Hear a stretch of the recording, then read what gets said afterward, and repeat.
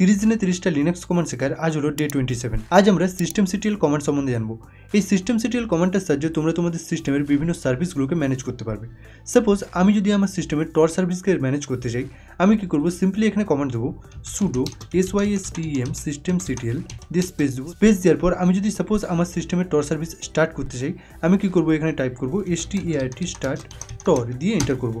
Enter করার পর এখানে পাসওয়ার্ডটা দিয়ে দেবো, পাসওয়ার্ডটা দিয়ে এন্টার করবো। তো দেখবে আমার সিস্টেমে যে টর সার্ভিস সেটা স্টার্ট হয়ে গেছে। সাপোজ আমি যদি সেটাকে চেক করতে চাই, আমি কি করব, সিম্পলি এখানে যে কমান্ডটা ছিল সেটাই থাকবে, শুধুমাত্র এখানে টাইপ করব sudo systemctl স্টার্টের জায়গায় টাইপ করব এখানে status স্ট্যাটাস tor